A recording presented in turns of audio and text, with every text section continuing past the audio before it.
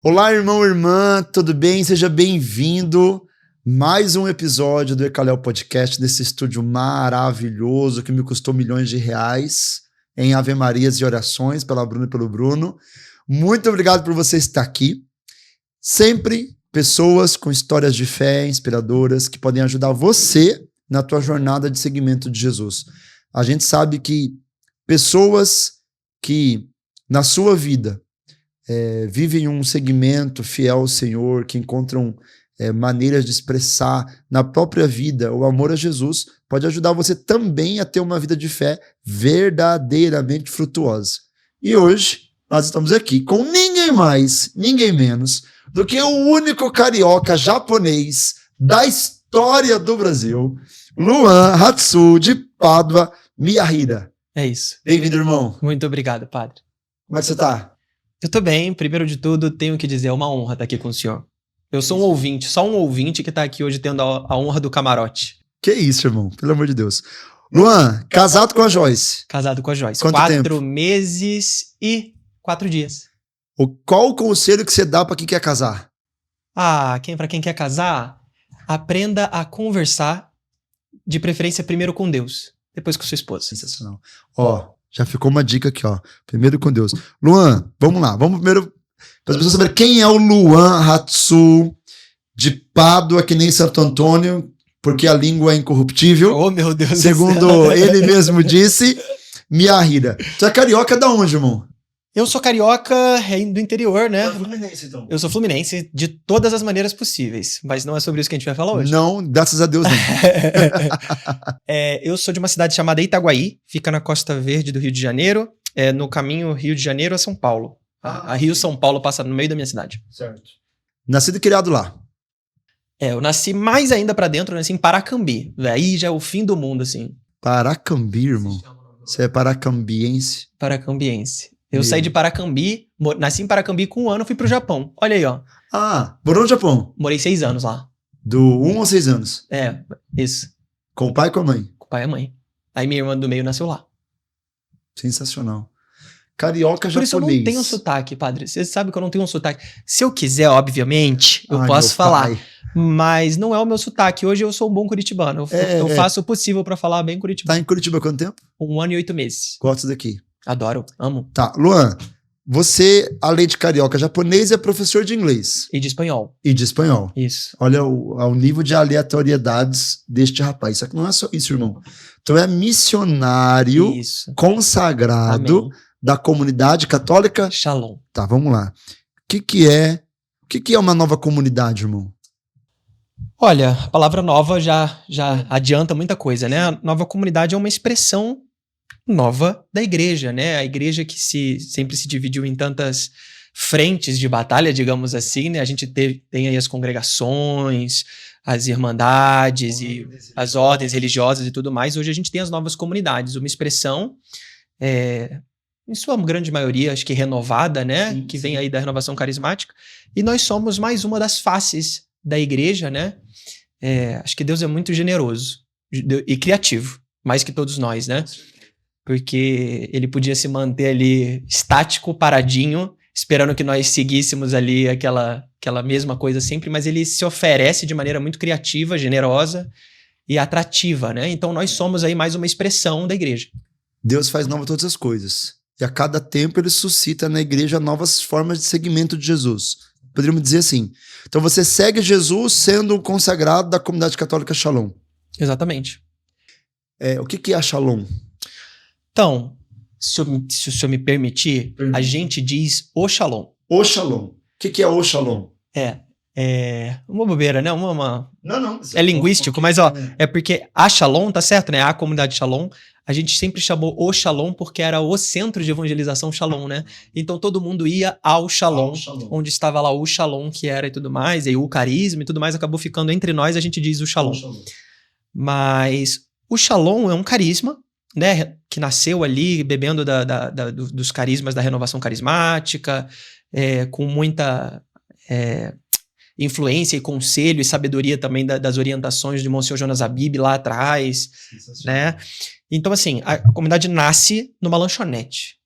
A ideia era um jovem, Moisés, o nosso fundador, lá em Fortaleza, no Ceará.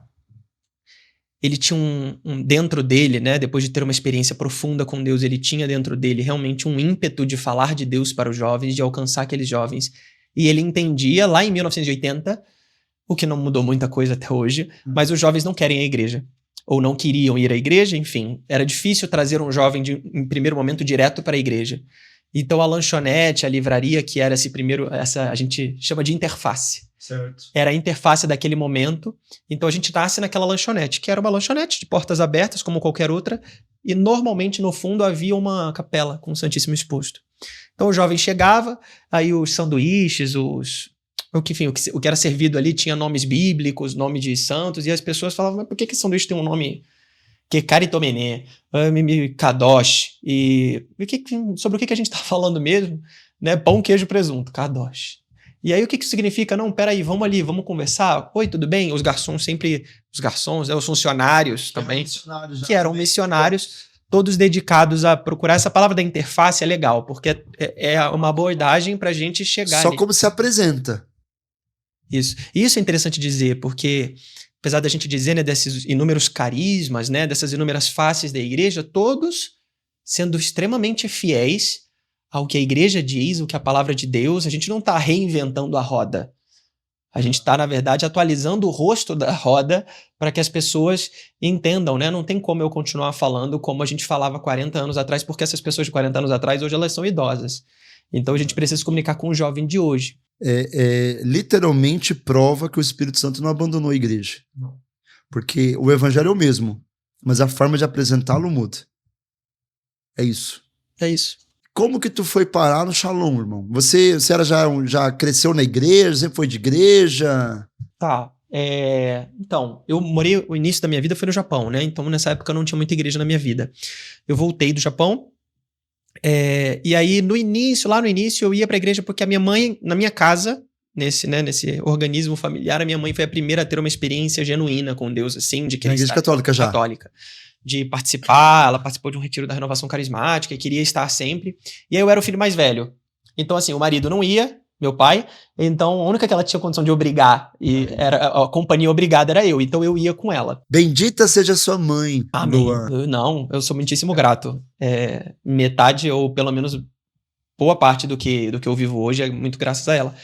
E a fidelidade dela, enfim. Sim. Sei que a gente começou a frequentar a igreja. E aí, eu sou muito grato que naquele primeiro momento, o engajamento, ou seja, o serviço, mesmo sem saber de nada, me segurou. Então, eu cheguei com 6 meses de igreja, 3 meses de igreja, eu já era lá coroinha. Que idade você tinha? Eu tinha meus 10, 11 anos. Então, eu já comecei a servir ao altar. Com pouco tempo, o Ministério de Música precisou de alguém, eu comecei a descobrir que eu cantava. E aí aprendi a tocar um violão, comecei a estar ali, eu chamo tchaca plenga, plenga, plenga. Toda paróquia tem, né? Aquele irmão que tá começando e tudo mais. Confia, irmão, você vai chegar lá. Seja fiel ao tchaca plenga, plenga, plenga. Então, eu passei por tudo isso, né? Esse processo de ir ficando, eu digo que eu fui ficando, né? E tudo mais, fui ficando. E aí, anos depois, eu já tinha 17 anos, eu tava... Foi na época da jornada. Pronto, a jornada foi em 2013. Certo. Então eu já tinha meus 17 anos. Eu ainda não conhecia a comunidade, mas como a jornada foi no Rio, tinha um movimento muito grande de igreja e tudo mais acontecendo ali. E eu não era da Arquidiocese do Rio, era de uma outra diocese, mas a gente prestava serviços, né? Então acabou que eu fui conhecendo pessoas, aquele falou, né, do Shalom e tudo mais e tal. Eu sempre muito ativo na minha paróquia na época.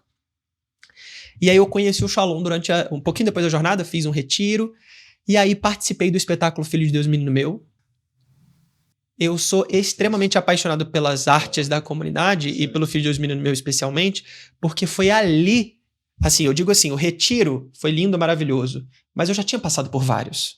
Então acaba que o retiro, nessa época, eu lembro que eu cheguei no Shalom, olha a frase que eu disse assim, padre, olha, aqui, olha essa frase, é ótima, nessa época eu servia em 3 paróquias diferentes. Aí eu disse assim, fulana, pra pastora lá, né, a pessoa responsável pelo grupo de oração do Shalom. Falei, olha, aqui eu vim pra beber. Eu já sirvo em outras 3 paróquias. Aqui eu quero só sentar e ouvir.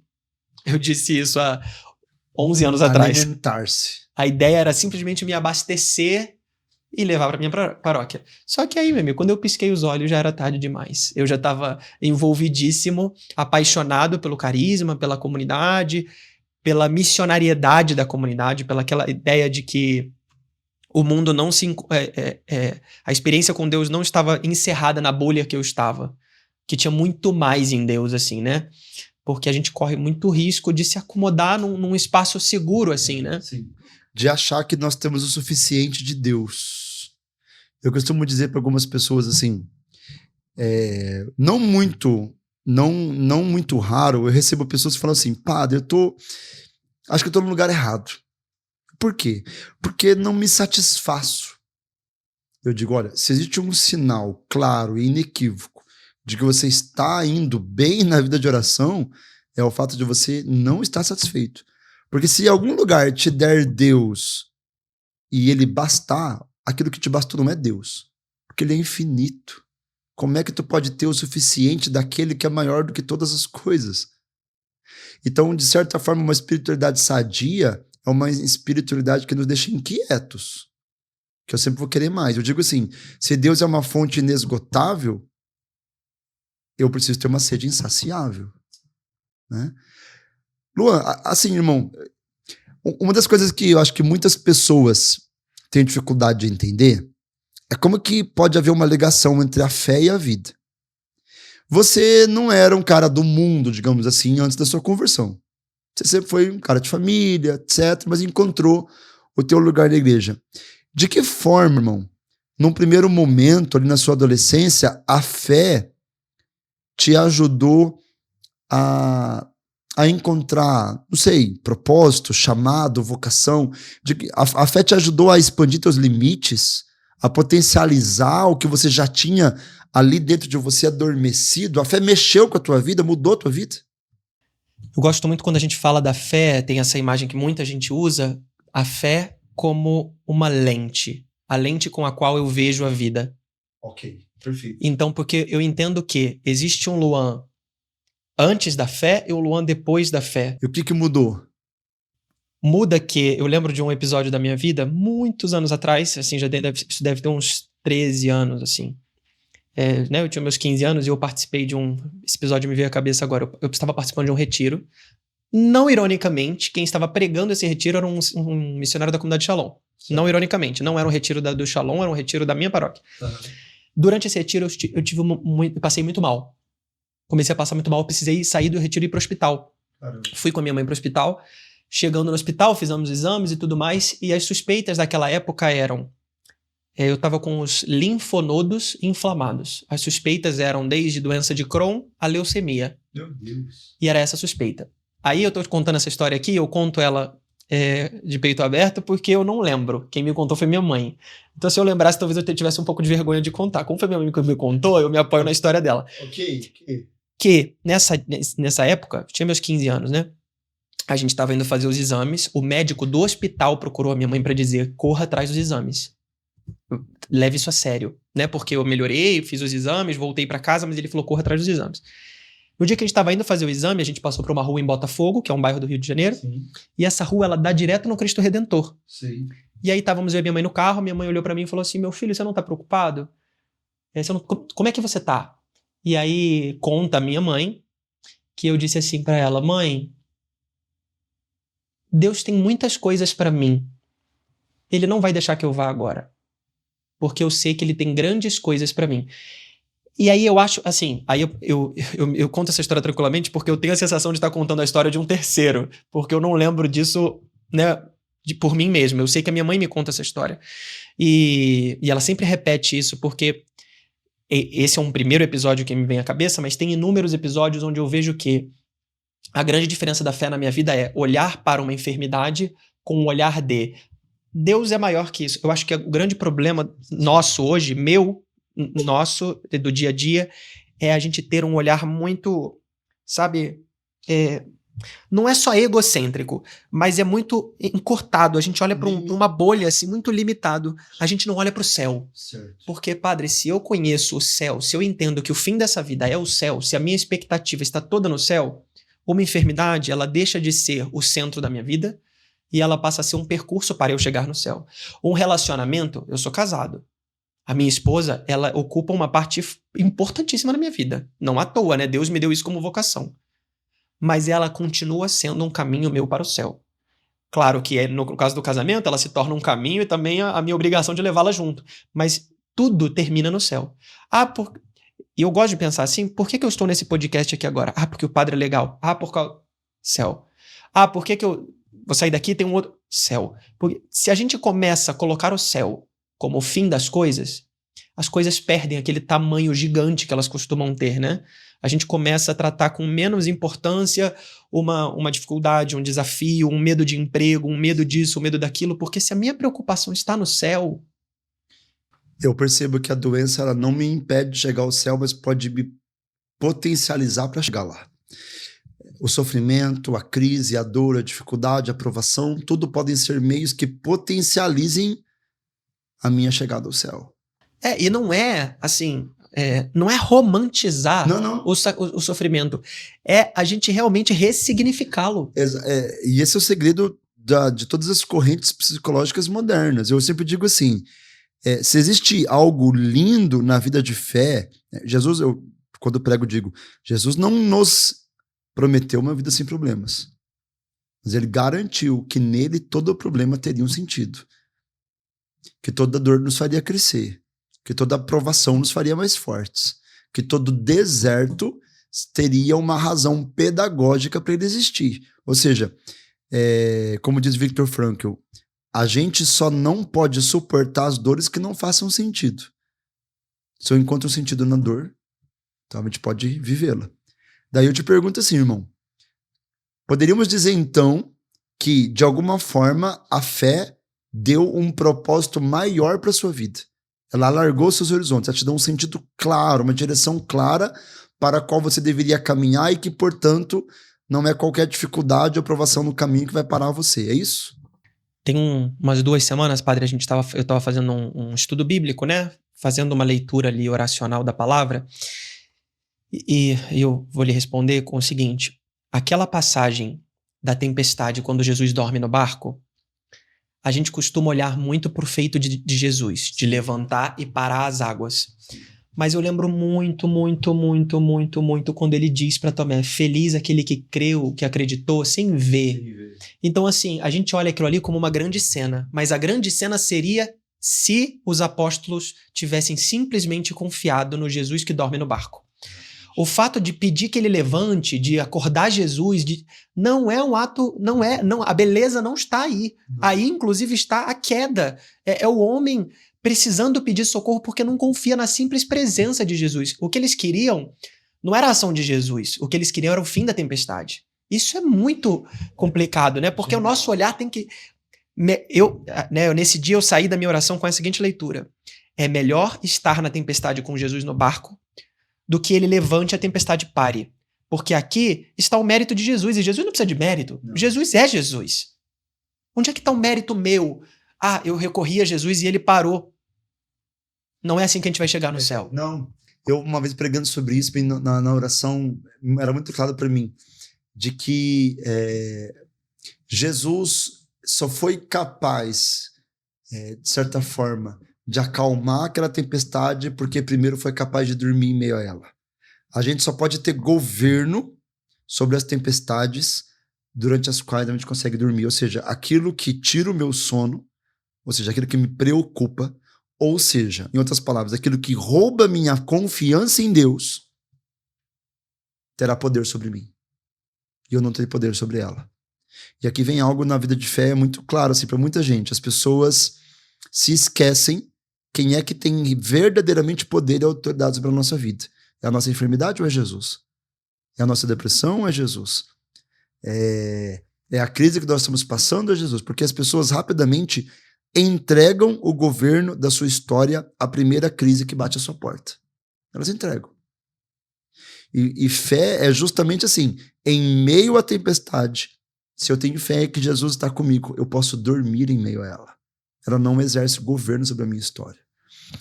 Eu acho que quando as pessoas entenderem que fé não é simplesmente meio para se acalmar a tempestade, mas fé é capacidade de dormir e governar em meio a elas, porque o nosso Deus está acima de tudo, a gente sempre vai ficar tentando só consertar erros com a fé, em vez de encontrar direções com a fé. Como eu disse no outro episódio ainda hoje, quando eu não oro pelas decisões, eu vou ter que orar pelas consequências.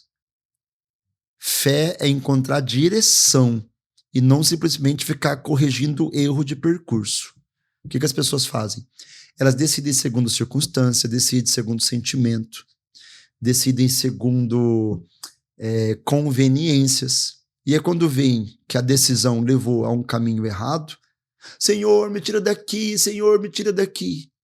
Sempre estão pedindo para Deus corrigir erro de percurso, quando deveriam ter pedido a Deus a direção no início de tudo.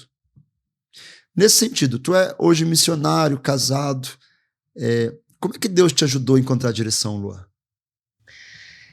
Olha, eu tenho aprendido cada vez mais que a gente tem muito quando a gente vai tomar uma decisão, né, o caminho é o A ou o B, a gente fica muito se perguntando em qual Deus vai comigo.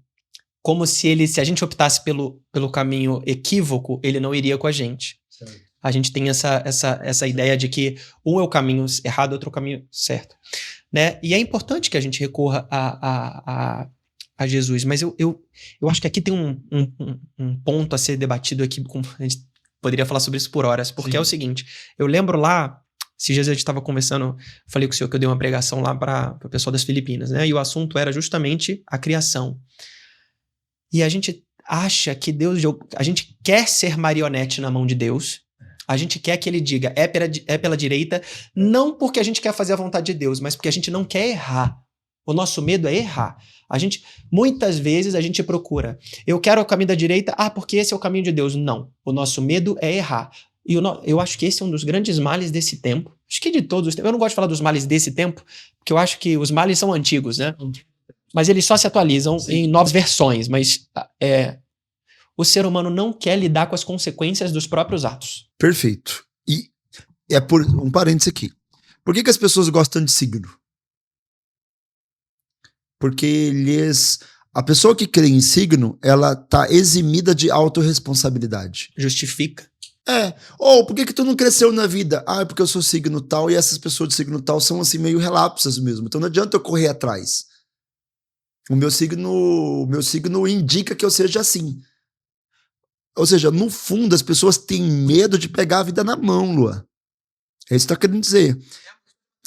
De maturidade, de assumir a autorresponsabilidade. E uma coisa linda do cristianismo que assusta as pessoas é que o cristianismo nos coloca profundamente responsáveis pelas nossas decisões. Não existe fatalismo no cristianismo. O que é meu tá guardado. Eu correndo atrás ou não. Se for para mim ter, vai chegar. Não é assim. Não é assim. Em Jesus não é assim. Se você quer ter algo grande, tu vai ter que batalhar, trabalhar e correr atrás. Poderia ser seu, se você não lutou, não vai chegar. Que isso é um fatalismo, é uma crença num destino. Não existe destino para quem crê em Jesus. Existe o céu. Mas a nossa vida não está toda escrita, porque ainda existe livre-arbítrio, não? Eu posso fazer o que eu quiser da minha vida, não posso. Sabe uma coisa que vem à minha cabeça? Eu encontro raízes nesses males. O senhor sabe que eu sou professor. Não sou pai ainda, mas sou professor. E eu trabalho muito com famílias e crianças, né? Eu vejo as histórias das crianças. E eu acho que muito disso tá na nossa criação. Muitos de nós somos criados assim. Porque é como o senhor disse. Sabe aquela velha história da criança que avisa para a mãe que precisa de uma cartolina no domingo à noite para entregar segunda-feira de manhã? Nós continuamos vivendo como essa mesma criança. Que não toma a atitude para resolver alguma coisa, faltando 45 minutos, levanta a mão e fala, Senhor, me socorre. E aí o Senhor a socorre. E aí eu gosto muito dessa ótica de olhar para a nossa vida como crianças na mão de um pai. Porque se nós todos pensássemos nisso, como é que eu lidaria com uma criança? Porque a gente foi educado, muitos de nós, assim, né? A criança tá correndo no parquinho, a mãe vem atrás assim, ó. Isso. Se ela cair, a gente pega. Se ela cair, a gente pega. E a criança nunca aprendeu a lidar com as consequências de... Aqui tá escrito, não corra. Ela corre. Claro que ela corre, porque se ela cair, ela sabe que a mãe vai segurar. E às vezes a gente tende a achar que Deus vai agir assim. Mas Deus não pode agir assim. É contra a natureza dele. Ele é pai e por excelência. Então ele precisa deixar que a gente corra na hora que não era pra correr, caia, se machuque, pra aprender. Senão a gente vai ser eterno. Eu acho que toca muito nisso que eu tô falando da liberdade, porque se Deus impede a gente de cair, impede a gente de sofrer, aí nós deixamos de ter liberdade pra tomar decisão, nós passamos a ser marionetes, que não sofrem, não erram, aí óbvio. Perfeito. Aí a gente nunca vai chegar no céu, porque o céu é pra quem morre. Para quem morre. E é uma escolha livre. Ou como diria Santa Teresa, uma decidida decisão. Como que tu toma decisões? Você reza antes? Muito.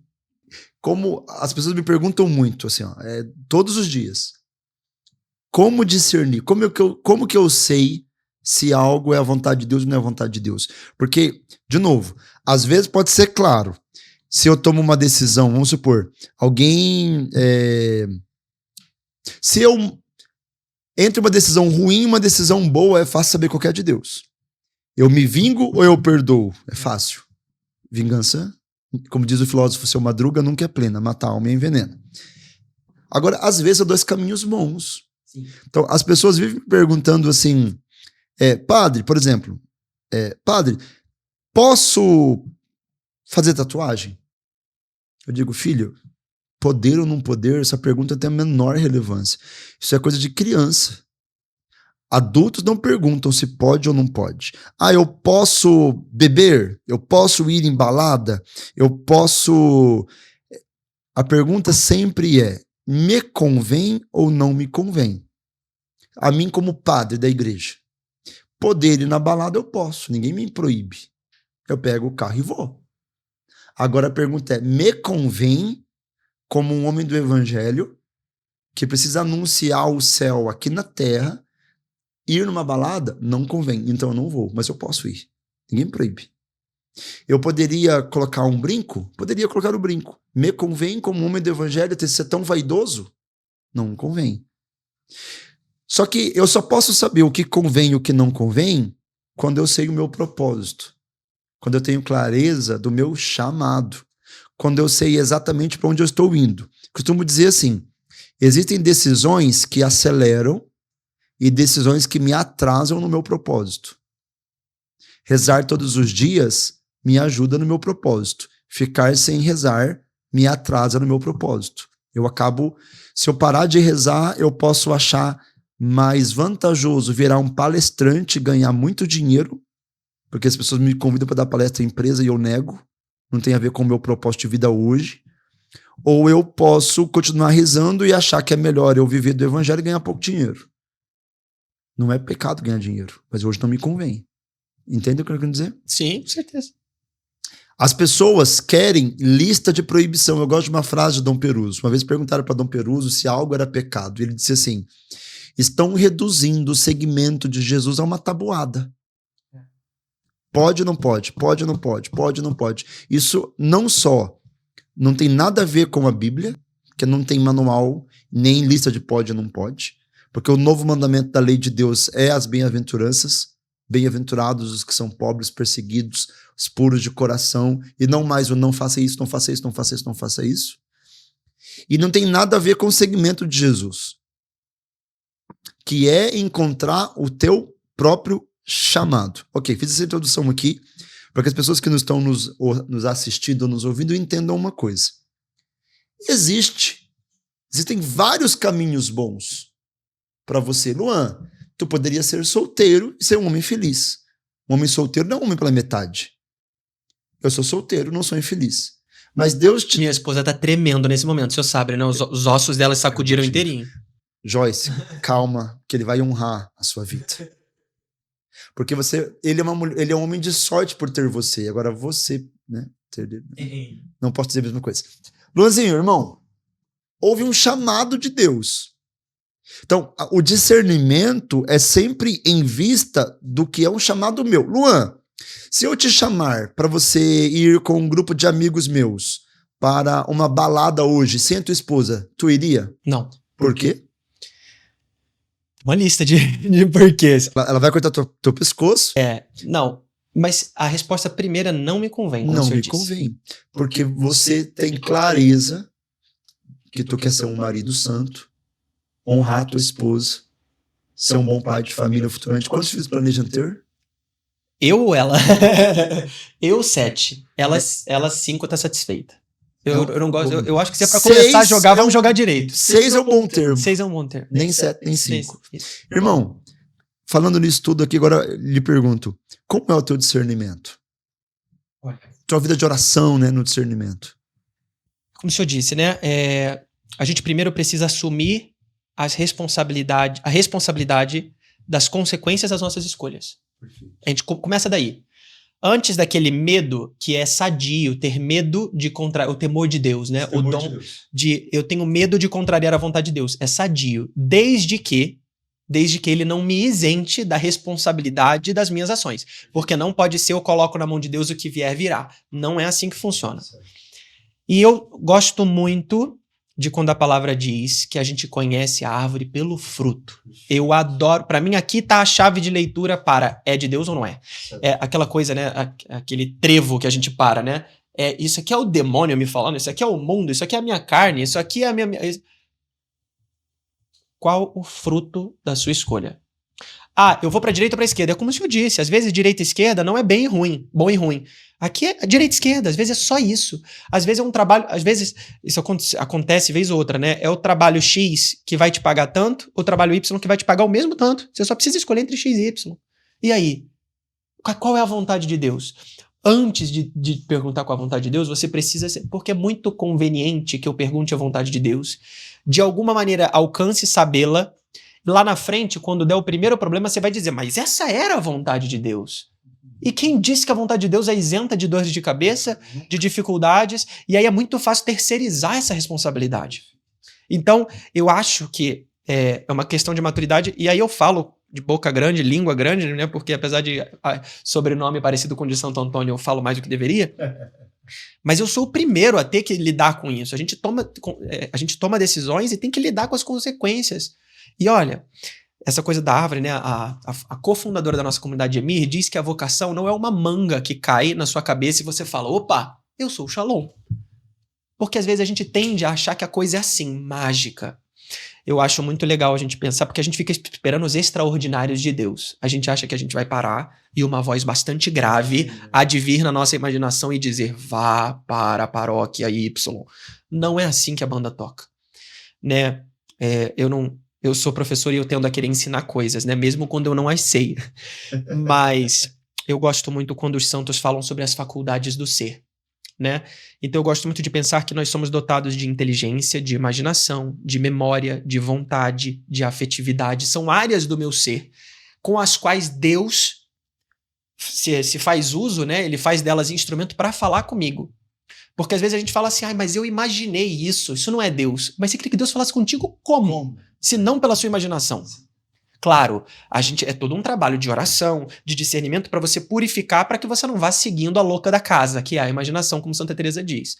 Mas a partir do momento, é por isso que é lidar com as consequências. Eu vou virar à direita ou à esquerda? Virei à direita. Tinha um sinal. Ótimo. Vamos parar no sinal. A gente decidiu virar à direita. Então, a partir do momento que eu consigo... É um treinamento. É isso mesmo, é um treinamento. E a gente só treina alguma coisa errando. Qualquer coisa. Sim, exatamente. O senhor não começou sendo bom no podcast, duvido. Não. Ainda não tá bom, mas assim, tô brincando, padre, isso é maravilhoso, eu sou seu ouvinte. Mas ainda não tá bom o suficiente, eu espero que não. Não deve estar, exatamente. É sempre melhorando. Exatamente, é tentativa e erro. A vida é essa. Irmão, pelas árvores conhecereis os frutos. Então a gente pode dizer que a vontade de Deus é aquela onde eu vou dar mais fruto. Não, com certeza. E às vezes o lugar onde eu vou dar mais fruto, onde eu vou sofrer mais. É bem possível. É bem possível. É bem possível. Se foi assim com o nosso Senhor, que houve cruz no caminho da vontade de Deus. E Jesus, ele relutou. Pai, se for da tua vontade, afasta de mim esse cálice. O senhor sabe que eu fui dar uma palestra Isso foi um pouquinho antes da quaresma desse ano. Ou durante a quaresma desse ano, não tenho certeza. E naquele dia, Deus me falou uma coisa. Enquanto eu falava, enquanto eu palestrava, né? Depois a gente foi fazer uma oração e Deus me disse uma coisa que eu complementei naquele dia e não esqueci até hoje. Deus me mostrava as estações da Via Sacra. E eu nunca tinha olhado para as estações da Via Sacra. Acho que é meio redundante o que eu vou dizer e muito óbvio, né? Eu vou soar ignorante, mas você olhar para a estação da Via Sacra como um manual. Porque eu fiquei impressionado que tem Às vezes a gente fala assim, Jesus cai pela primeira vez, ali pelas primeiras estações. O que ele faz depois de cair? Levanta. Ele levanta e a próxima estação é Jesus encontra Maria, a sua mãe. Aí eu falei assim, meu Deus, será então que aqui não tá o manual? Eu caí, eu procuro Nossa Senhora? Será que não é esse o manual? Tá aí, é uma leitura. Será que... E depois cai de novo. E cai de novo. E aí depois ele é ajudado por um terceiro. Será que eu não tá faltando... Eu fico pensando assim, em qual episódio que eu estou? Eu já tô com uma ideia pra escrever um livro. Eu acho lindo você pensar nisso. Qual é o próximo episódio? Eu fico pensando assim, porque não é que a nossa vida esteja encaixada numa forma, mas nós estamos seguindo os passos de um homem. Sim. Se ele caiu e procurou Maria, aí eu quero cair e ficar caído. Jesus não ficou caído. Ele precisou de ajuda de um terceiro, enxugaram as... Sim. Porque às vezes a gente tende a querer... É lindo que hajam as novidades do Espírito e tudo mais, mas a gente não vai reinventar a roda. A coisa tá feita. Jesus já morreu por nós. A palavra de Deus, eu tava ouvindo, não sei onde que eu ouvi esses dias, alguém dizendo isso, que a palavra de Deus, né, está encerrado. Tudo que há para ser revelado já foi revelado. Não tem nenhuma vírgula. Não tem mais. novidade para ser acrescentada aquilo ali. Não. Aí eu quero reinventar a roda. Não, porque o meu caminho de santidade às vezes a gente ouve isso, né? É muito comum quando a gente tá começando assim, a gente brinca com alguém. Não te convém a balada? Não, eu vou lá para evangelizar. Sabe aquela coisa assim? Sim. Mas nenhum santo foi na balada evangelizar. Não reinvente a roda não, meu amigo. Não vai correr risco que não te convém. Aí eu tô dando um exemplo porque foi isso que o senhor trouxe, mas...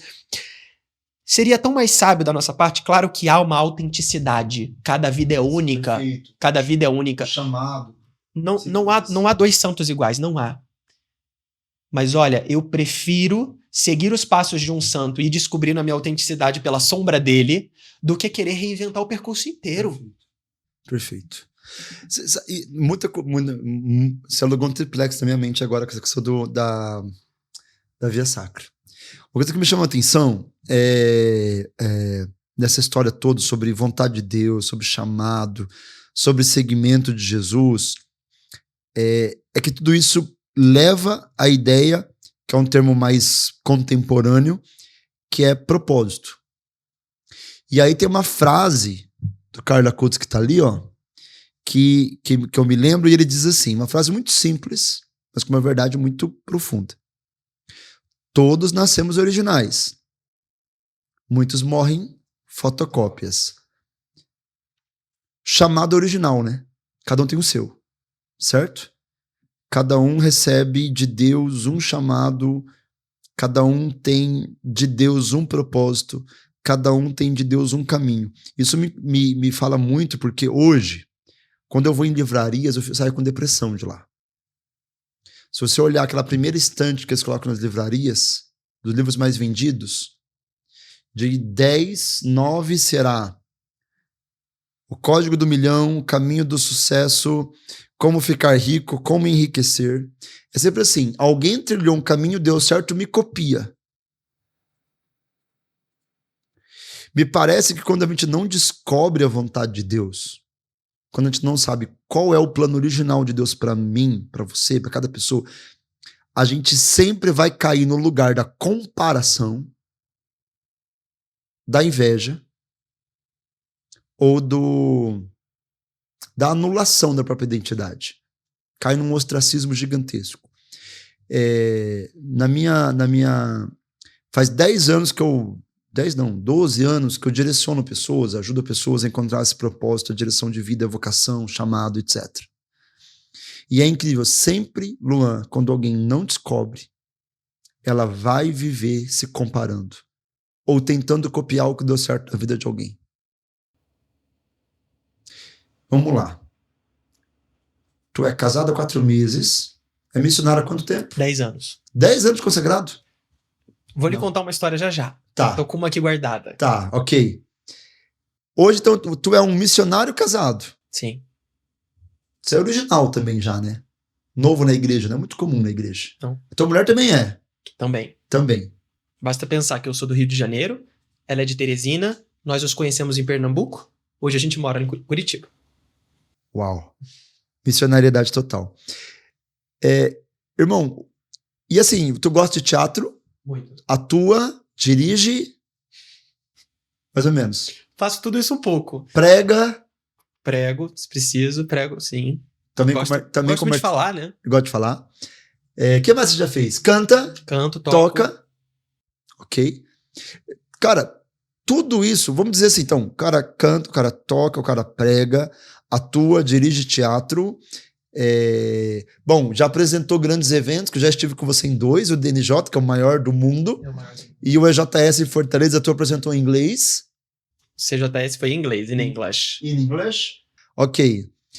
Irmão, de certa forma, todos esses dons, eles foram potencializados em você, ou seja, em todos existe o Luan se desdobra e o Luan acontece, o Luan é o Luan, quando toca, quando canta, quando atua, quando reza, quando está com sua esposa, logo quando será pai de seus filhos.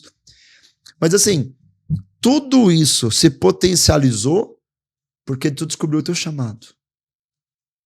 E eles frutificam porque tu tem uma direção clara. Poderíamos dizer isso?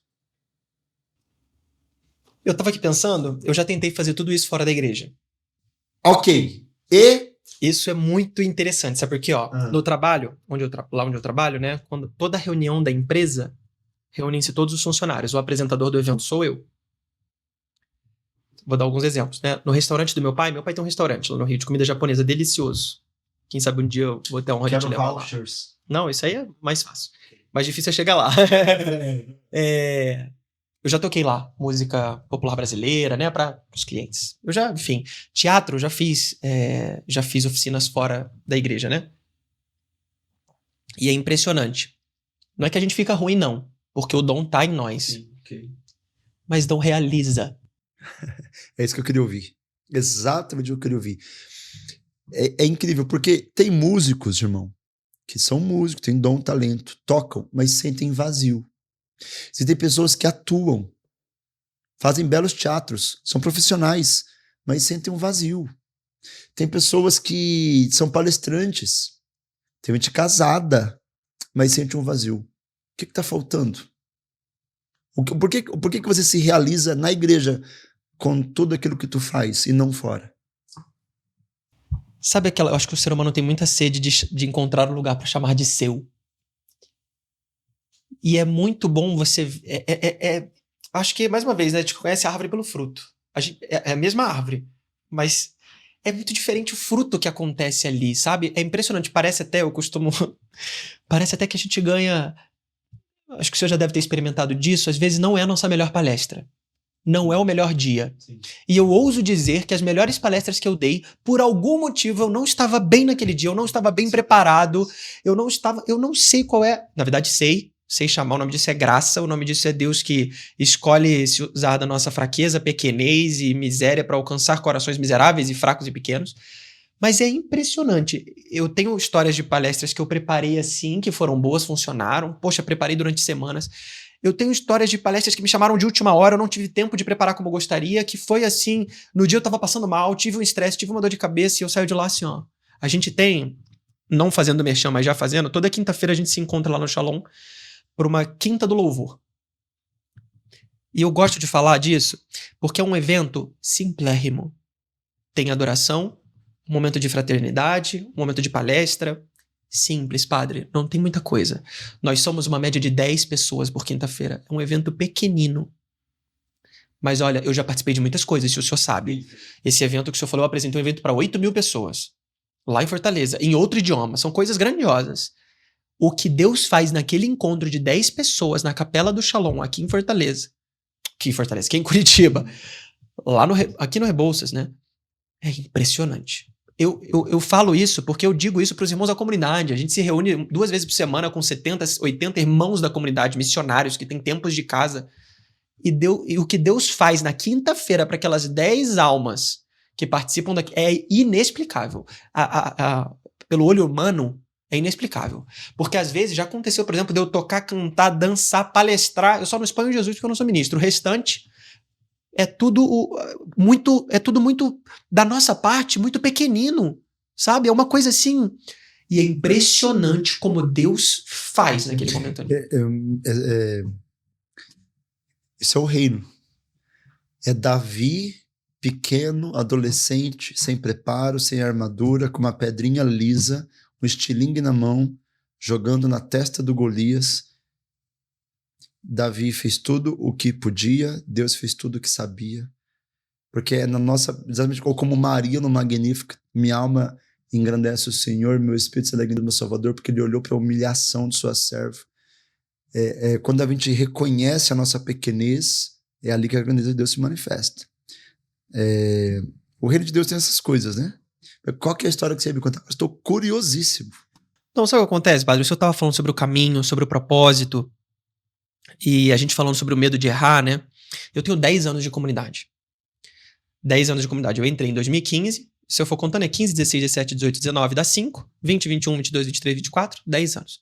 E por que eu queria lhe contar uma história, né? Eu, quando entrei, a comunidade Shalom, ela é dividida entre comunidade de vida e comunidade de aliança. Certo. Comunidade de vida são irmãos, a frase é deixa tudo e parte, e vai, né? Então a gente deixa tudo, deixa casa, pátria, trabalho, e a gente vive para a comunidade, para o reino, para a obra. Então a gente não tem salário, a gente não tem lugar fixo para morar, a gente vive... Partilha tudo que tem. Partilha o que tem, é tudo partilhado, a gente não tem renda, a gente vive da providência de Deus, literalmente, e 100% para o reino. A gente vive manhãs de oração, tardes de evangelização, noites de grupos de oração, enfim. Eu passei 5 anos assim, eu fiz 5 anos na comunidade de vida. E na comunidade, só para o senhor saber, né? Na comunidade de vida, acho que o senhor deve saber, né? Mas para quem está ouvindo a gente, o processo de consagração começa na comunidade de vida 1 ano de postulantado, 2 anos de discipulado, no 4º ano você se consagra. Do 3º para o 4º ano você se consagra. Na comunidade de aliança, que é o que eu sou hoje, nós deixamos tudo e ficamos. Eu vivo também pelo reino, também pela comunidade Shalom, mas eu ainda tenho o meu emprego, a minha casa, a minha família, né? Então a gente mantém esses vínculos aqui, né? E aí, no meio de tanto comunidade de vida quanto comunidade de aliança, nós temos celibatários, famílias dos dois lados, né? E sacerdotes. Moral da história, eu passei 5 anos aqui na comunidade de vida. Uma pessoa normal, com 3 anos, se consagraria. Eu passei 5. E eu nunca me consagrei. Durante 5 anos de comunidade de vida. Quando eu estava no 5º e último ano de comunidade de vida, eu entrei na comunidade de vida com o firme propósito de morrer na comunidade de vida. Muito, mas assim... Clareza mesmo. Muita. Quem me perguntava, eu dizia assim, se eu tiver que sair da comunidade, nem para a comunidade de aliança eu vou, porque alguma coisa muito errada aconteceu. Eu estou aqui dentro para morrer, eu não fiz. A gente diz que a ideia é chegar na orla e quebrar o barco, porque se a gente deixa o barco inteiro, a gente entra e depois volta para buscá-lo para voltar de onde a gente veio. A ideia é quebrar o barco. E eu quebrei o meu barco no dia que eu entrei. Entrei com meus 18 para 19 anos, fui morar no Peru. Minha primeira missão já foi no Peru, com 19 anos. Do Peru eu fui para Fortaleza, de Fortaleza eu fui para Pernambuco, passei 2 anos lá, de Pernambuco eu fui para Maceió. Morei 5 anos. Quando eu estava em Maceió, e a passagem que me fez ir em missão foi Mateus 9:9. Jesus está passando pela coletoria de impostos, vê Mateus e diz, vem e segue-me. Este levantando-se o seguiu. É só isso o versículo. E o que sempre me chamou a atenção é que não tem muito mais diálogo. Não tem um momento para Mateus responder nada. Jesus diz, vem e segue-me. Da parte de Jesus não tenho, se prepare para seguir-me, é levante de onde você está agora, vem e segue-me. E da parte de Mateus não há uma resposta de, segura 1 minuto, já estou indo. Este levantando-se o seguiu. É papum. E aquilo ali me chamou uma atenção assim, foi até bastante interessante que na época, durante 3 dias seguidos, 3 amigos diferentes me recomendaram que lessem a mesma palavra. Era uma quinta, uma sexta e um sábado. Eu encontrei um na quinta, falou, lembrei de você, lê essa palavra. Na sexta, participei de um momento, rezaram por mim. E falaram, leia essa palavra. No sábado, eu fui conversar com uma pessoa, a pessoa falou, olha, reze com essa palavra mesma, Mateus 9:9. Por isso eu nunca esqueci. Passaram-se 5... Com esse propósito, levantando-se o seguiu, eu parti. E eu fiquei 5 anos na comunidade de vida. E aí eu passei por muitas coisas maravilhosas, eu vivi coisas inesquecíveis na comunidade de vida, eu sou apaixonado por ela até hoje. Eu até brinco que eu não visito muito a comunidade de vida hoje, que eu tenho medo de ficar. Então eu não visito muito eles. Eu passei 5 anos em missão, né? No final, Deus começou a me inquietar que tinha algo diferente para acontecer. Ele queria me dizer algo diferente. E eu começava a sentir um movimento de que talvez fosse hora de deixar a comunidade de vida. Só que aquilo ali, racionalmente, não fazia sentido. Porque eu entendia que, quando você entra para uma vocação, é para sempre. Qual a explicação para eu deixar essa vocação? Não tem explicação. Então eu resistia muito àquela ideia que vinha à minha cabeça, né? Que não era uma voz do além. Era a minha imaginação, a minha memória, a minha inteligência me comunicando que tinha um fluxo diferente ali, né? Acontece que eu fui participar da reciclagem, que é um retiro de 10 dias que a gente faz durante um ano. Fiz um retiro de 10 dias. E este retiro tinha como tema a palavra de Deus. E esse retiro mandava você pegar a palavra, que foi a primeira, a gente chama de palavra fundante, né? A palavra da nossa vocação lá atrás, né? Leia ela e reze de novo com ela. E eu rezei mais uma vez com Mateus 9:9. E o que Deus me dizia ali é que mais uma vez ele estava passando pela minha nova coletoria de impostos e ele dizia, vem e segue-me. Por que eu acho que essa história aqui tem muito a ver com o que o Senhor disse? Porque é lindo, é maravilhoso que a gente mire num alvo e queira ser para sempre, que a gente mire num alvo e a gente queira estar para sempre naquele caminho. Bati aqui. Que a gente queira para sempre naquele caminho. Mas a gente não pode ter medo de precisar, como um bom GPS, atualizar a rota. Perfeito. Porque, desculpa que eu adoro abrir parênteses, mas eu encontrei um rapaz em Brasília ano passado. Esse rapaz me procurou, ele tinha 15 anos de comunidade Shalom. E ele tinha acabado de sair da comunidade, deixado a vocação. 15 anos. Eu tinha ano passado, 9 anos de comunidade e eu não era consagrado. Digo pra você aqui que agora no meu 10º ano foi quando eu finalmente me consagrei. Um irmão normal leva 4, eu levei 10. Eu me consagrei agora na comunidade. E aí quando eu cheguei lá, eu estava em Brasília, esse irmão me procurou, ele tinha 15 anos, ele tinha sido definitivo da comunidade, ele tinha feito votos definitivos e ele não estava mais na comunidade. E ele me perguntou assim, a pergunta dele foi muito engraçada. O que você acha de mim? Ele falou assim, eu era discípulo, eu não era consagrado da comunidade ainda, eu estava em processo de formação inicial ainda, depois de 9 anos. E ele me perguntou, o que você acha de mim? Eu fui definitivo, ou seja, num grau de hierarquia, ele tinha sido muito maior do que eu. Sim. E ele me perguntou, o que você acha de mim? E naquele dia, Deus, através das minhas palavras, disse o seguinte, o céu não é dos consagrados. O céu é dos que fazem a vontade de Deus. Porque a gente tende muito a colocar a força no caminho. E o caminho é só o caminho. O caminho não chega no céu. Quem chega no céu é você. Às vezes é porque, eu uso esse cordão aqui, isso aqui é o crachá do céu. Não é. Não é. Vou lhe dizer que para chegar no céu com esse cordão aqui é mais difícil. Com certeza. É mais difícil. Mas, gente, que muito foi dado, muito será cobrado. Então, às vezes a gente quer se apegar a um caminho. E aí eu digo isso porque eu tive que passar por isso. Depois de 5 anos estando comunidade de vida, neste estilo de vida, eu precisei olhar para aquela minha história ali e ouvir Deus me dizer de novo, estou te pedindo para deixar tudo de novo. Aquilo que você passou a chamar de tudo.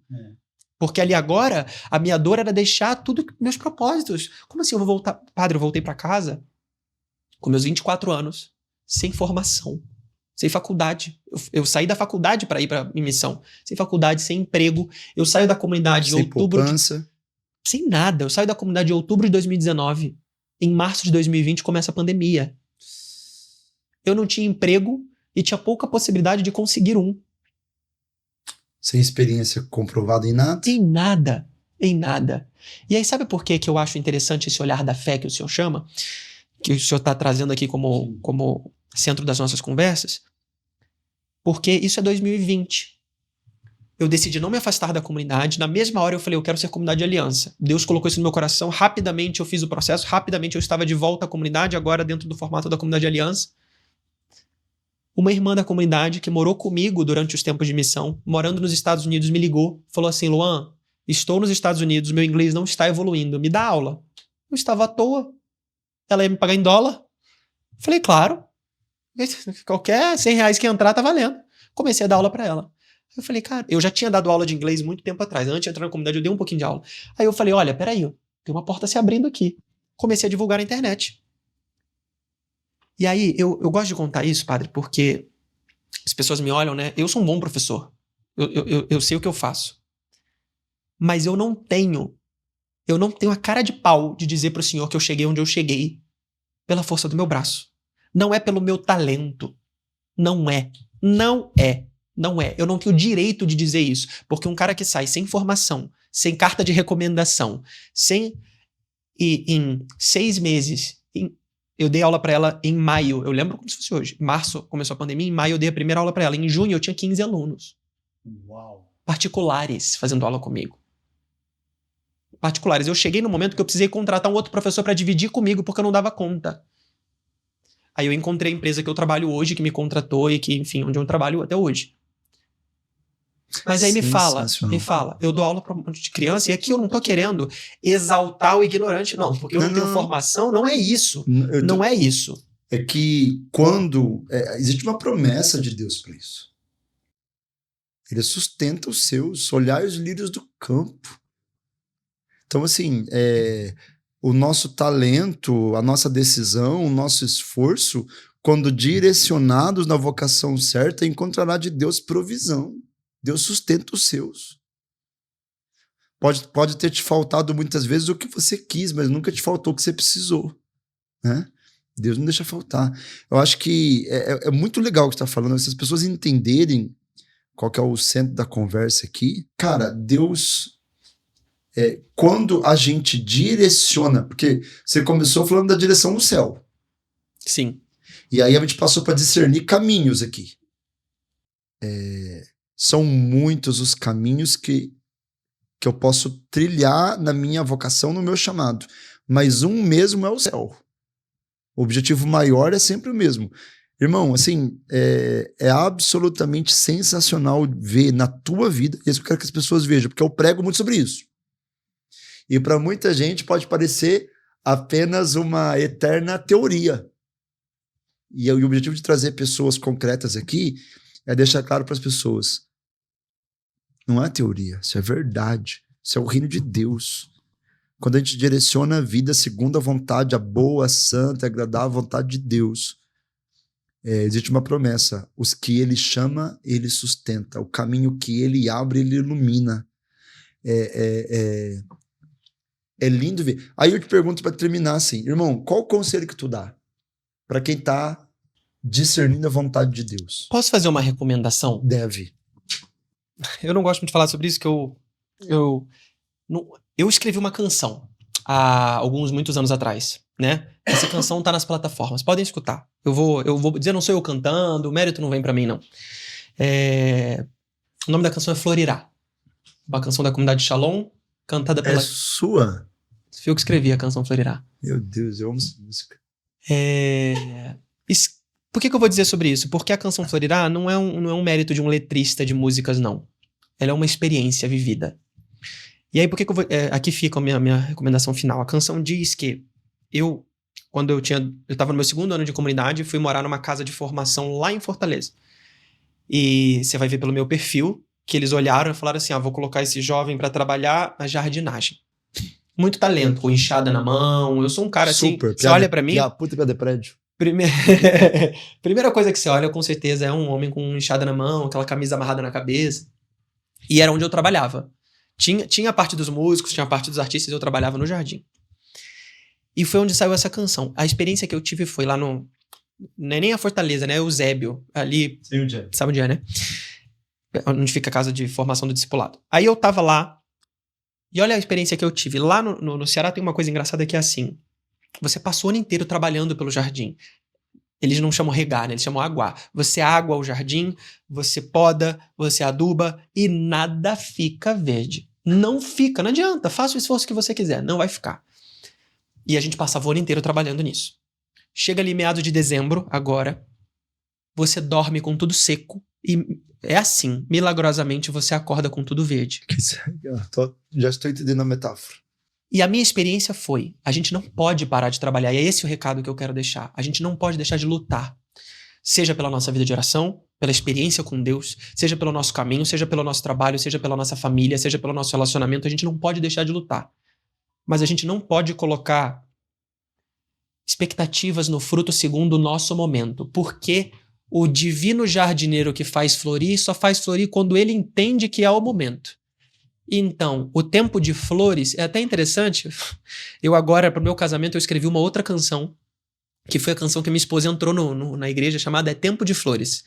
que eu entendo que eu escrevi uma canção em 2016, onde a coisa não fazia sentido e as flores não vinham, porque a experiência que eu tinha, e é muito interessante que eu passei por uma frustração muito grande durante o meu tempo de missão, durante a minha vida, a gente passa por várias, né?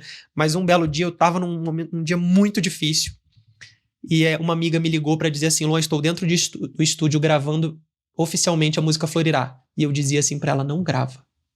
Não grava porque é mentira. Nesse dia eu estava assim, no fundo do poço, eu dizia, não grava porque é mentira, as flores não virão. E quando elas nascerem, com certeza vai vir alguém pra cortar. Eu disse desse jeito pra ela. Chorava, não grave.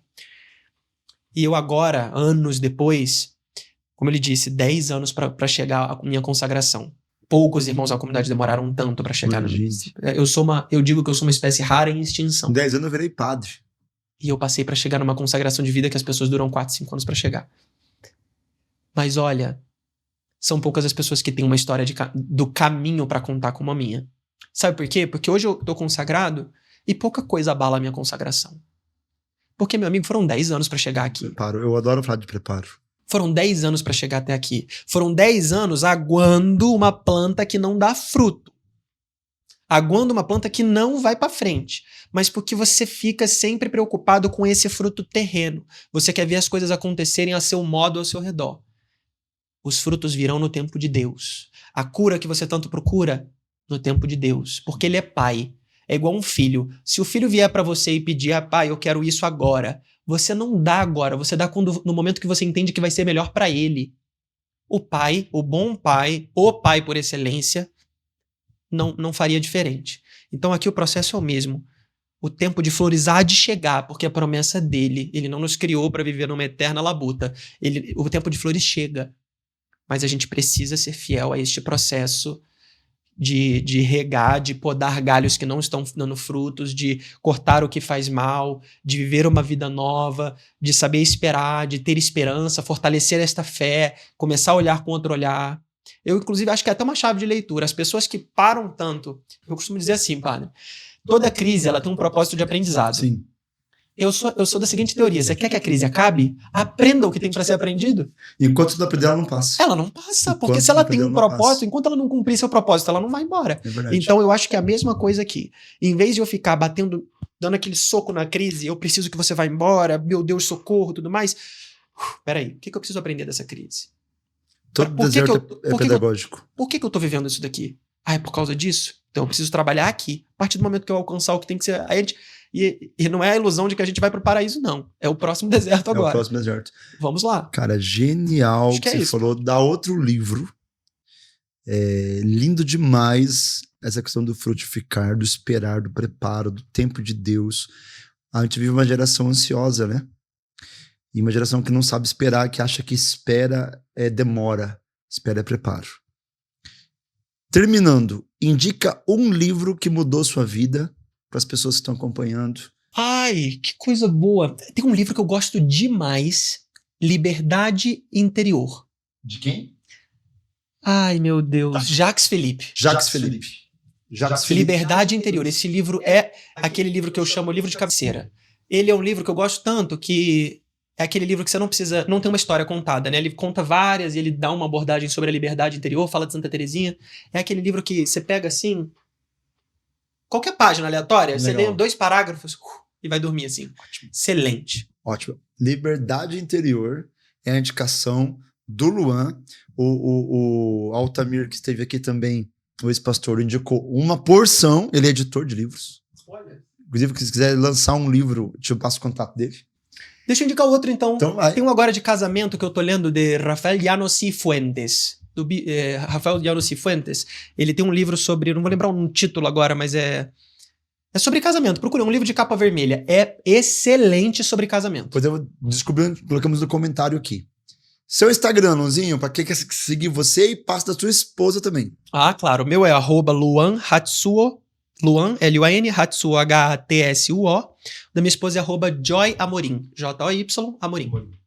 A sua esposa trabalha com Publicidade. Marketing. Ela é uma blogueira das boas. E você precisa de professor de inglês. Ah, por favor, inglês, espanhol, crianças, adultos, idosos, qualquer um. Eis o homem. Et homo, como diria Pôncio Pilatos. Aham. Galera, muito obrigado.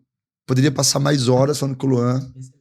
mas vai ficar para outra oportunidade. E assim, ó, tenho certeza que a tua história e o que você falou agora no final vai impactar a vida de muita gente. Se impactou a sua, já segue ele no Instagram e manda uma mensagem no DM dele, enche ele de mensagens.